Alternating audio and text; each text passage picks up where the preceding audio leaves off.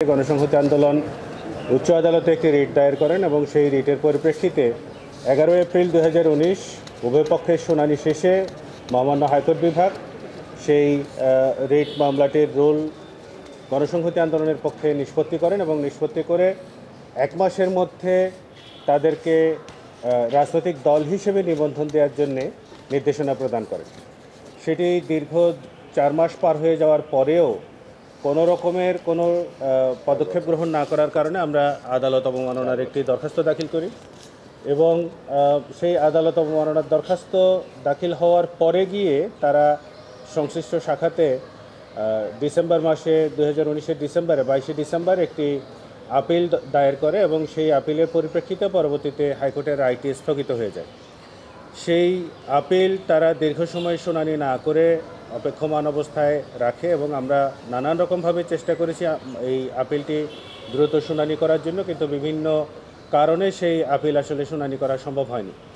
সর্বশেষ আমরা এই আপিলের বিষয়টি দ্রুত শুনানির লক্ষ্যে আমরা একটি চেম্বার জজ আদালতে একটি দরখাস্ত দাখিল করি এবং সেই দরখাস্তের পরিপ্রেক্ষিতে 20 অক্টোবর আপিলটি শুনানির জন্য দিন ধার্য করা হয়। এরই মধ্যে আমরা জানতে পেরেছি যে নির্বাচন কমিশন, যিনি সদ্য বিদায়ী যিনি প্রধান কমিশনার এবং যে কমিশন, তারা নীতিগতভাবে সিদ্ধান্ত নিয়েছিলেন যেহেতু অন্যান্য অনেক রাজনৈতিক দল, নতুন রাজনৈতিক দল যাদের নিবন্ধন তারা দিয়ে দিয়েছেন, ফলে গণসংহতির আপিলটাও তারা আর পরিচালনা করবেন না, সেটি অফিসিয়ালি তাদের অনুমোদন দেওয়া হয়েছে।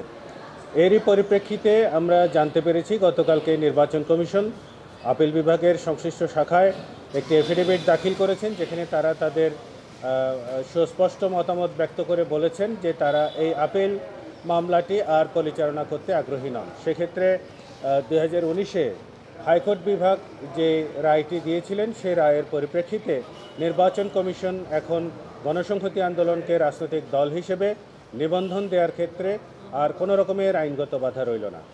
এই বিষয়টি আপনাদের জ্ঞাতার্থে জানাচ্ছি।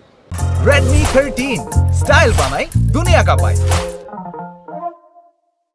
এই প্রক্রিয়ার আর কোনো কিছু বাকি নেই, বরঞ্চ এটা খুবই হতাশার ব্যাপার যে তাদের রাজনৈতিক দল হিসেবে নিবন্ধন পাওয়ার সমস্ত রকমের ক্রাইটেরিয়া তারা ফুলফিল করা সত্ত্বেও, যেখানে উচ্চ আদালত খুব পরিষ্কারভাবে বলেছে যে তাদের এই সিদ্ধান্তটা অসৎ উদ্দেশ্যমূলক ছিল, ম্যালাফাইড ইন্টেনশনে এটা করা হয়েছে, সেই জায়গাটাতেই তাদের আসলে অনেক আগেই এই নিবন্ধনটি হয়ে যাওয়া উচিত ছিল।